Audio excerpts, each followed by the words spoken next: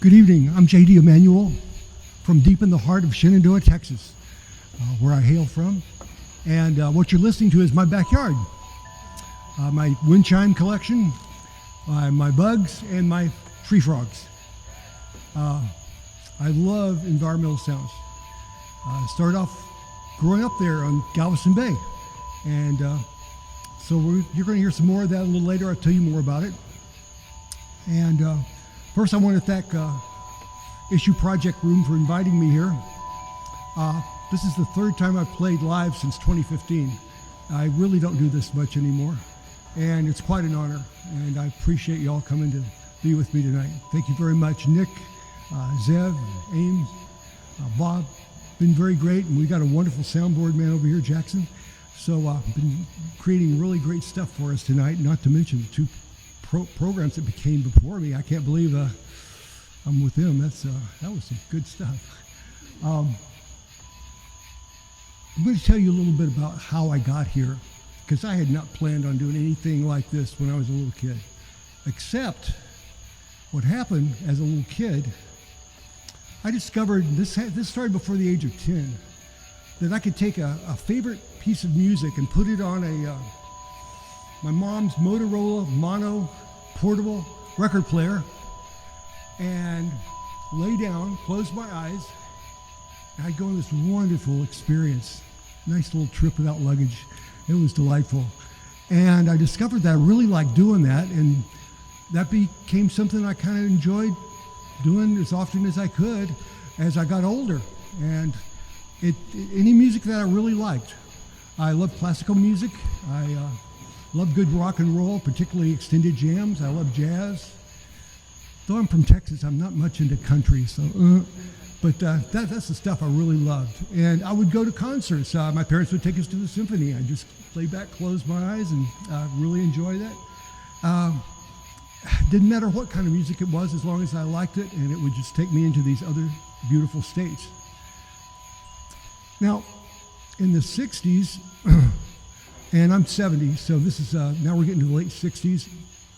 I was out on my own, and I had an apartment in Montrose and worked in that area. And my brother and I, my brother Philip, we liked similar music, and things were happening with synthesizers, starting to get into synthesizers because I like different types of sounds. And he loaned me this album called The Well-Tempered Synthesizer from Wendy Walter Carlos. I'm not trying to be sarcastic in saying that. To me, they're the same person. But in that album was a sampler album called The Wild Sounds of New Music. And a phenomenal thing happened to me. 2 tracks on this totally changed my perspective to music. It was an aha moment. One was Terry Riley's Rainbow and Curved Air. The other one was Steve Reich, Violin Phase. Wow. I'm like going, this is different. I went out and bought the albums, and I'm like, okay, this is the ultimate mind-expanding music. And it made me want to learn how to do that. I'd never cared about doing stuff like that. I always good musician, good improvisation, just had fun doing it, but this got me into a whole different level of music. Now, through the 70s, early 72 or so, or spring of 72, I learned meditation. That gave me another level of altered states. I learned about a band called Akeem Raquel. Their 2 key albums, Errol Lung and Auto Visions, got me into looping. And it's pretty neat stuff. I went, okay, and I'm starting to learn some different ways to do this type of music. Then I got involved through the 70s with a spiritual group. And in the late 70s, I was in the Shenandoah Valley of Virginia, and I learned about Tangerine Dream. And I learned how to create sets, you might say, of extended music. Now, I didn't want to be like these people. I just wanted to create my style of this type of music. So it's a difference here. And in doing that, it was kind of neat because I had not yet connected fully with how I wanted to do this until the summer of 1979 in the Shenandoah Valley, and I read this book called Through Music to the Self by Peter Michael Hamel. In it, he looked at all kinds of music from all over the world and how it affects consciousness. And I really got into that, and I realized there's a lot of that music I really enjoy. I mean, we're talking about sitar music and just all kinds of different styles. But one of the things he did was he dissected rainbow and curved air. And I really got it.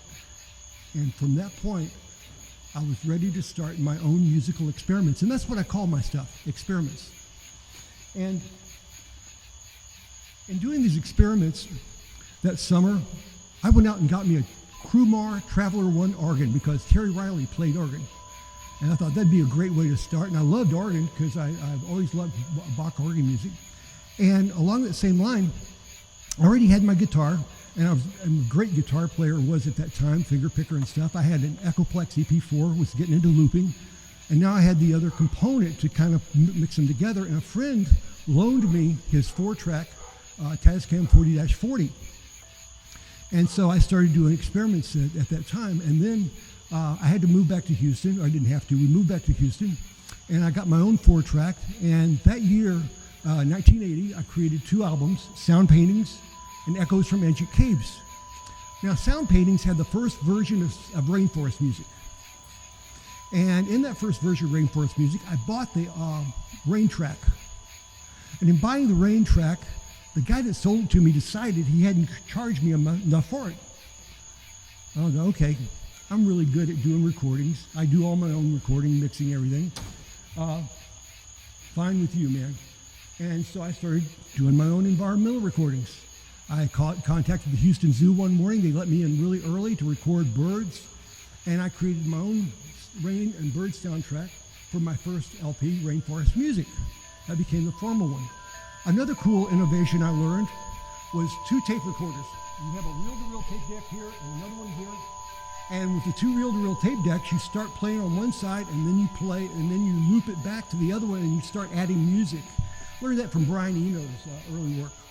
And so side 2 of Rainforest Music was called Visions in Life, and it was this tape loop. And I kind of made some ocean sounds off my synthesizers. It was okay. And that got me into that. Now, with Echoes from Ancient Caves, I started experimenting with synthesizers.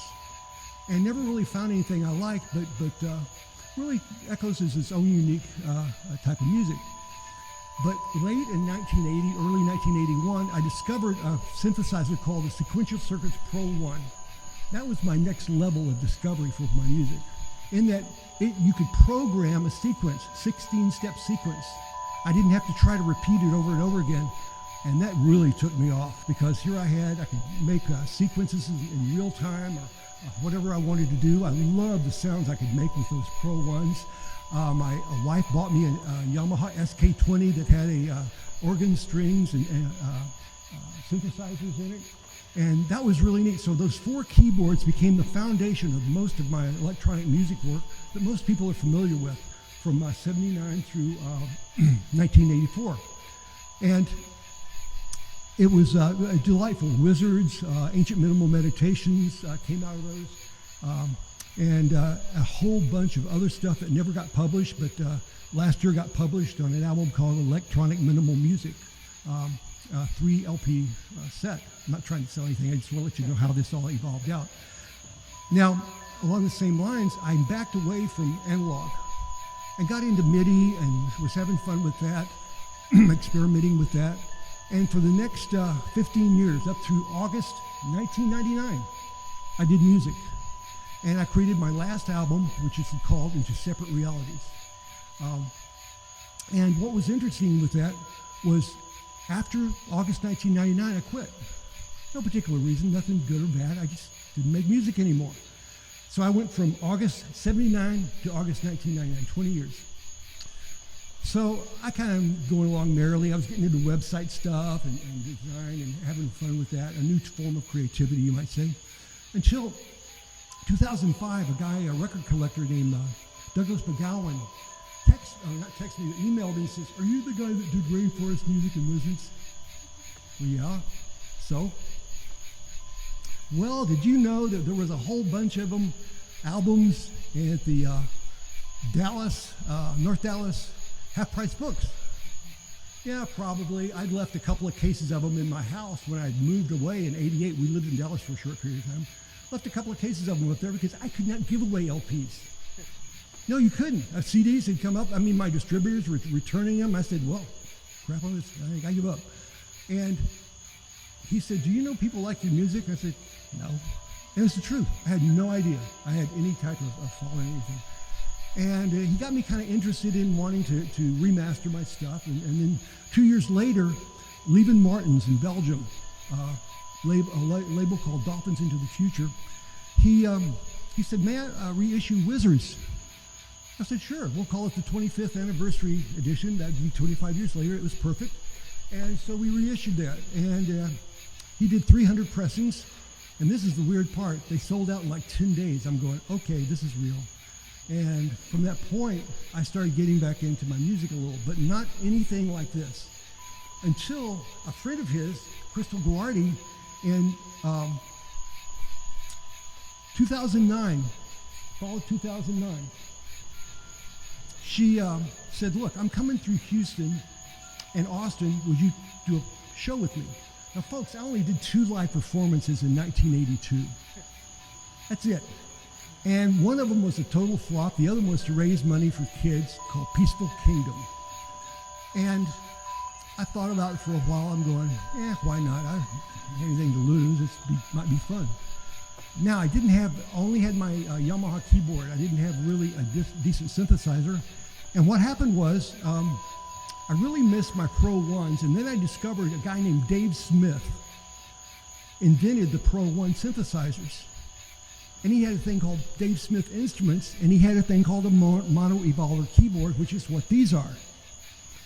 And I ordered a used one, found a used one, I started playing with it, and this is only 2 weeks before I'm going to play with Christelle. And I'm going, these are cool. This is just like the Pro 1s, but just a newer version. They're analog, everything like it, and fell in love, and that's what I've been using ever since. I only created one last album since then. Well, actually 2 albums. I did a tour of Europe in 2011 with Leven Martens, the guy that did Wizards. And at the same time, I did called Interdimensional Time Traveling. That was my last formal production with all of this. Now tonight, what we're going to do is, as I said, you got my environmental music here, my backyard. And we're going to start in my backyard. And what I'm going to use is a mix of old and new. With the Pro 1s, what was weird about those was they're pure analog, and being pure analog, they did not save programs. And that when you would turn a knob to do something, you were never going to find that sound again. I promise you, you will never find it again. And luckily, I record everything I ever did. And so you're going to hear some tracks from track from Ancient Minimal Meditations and one from Wizards, along with just the newer stuff that we have here. Now, what we're going to do is we're going to start, as I said, in my backyard.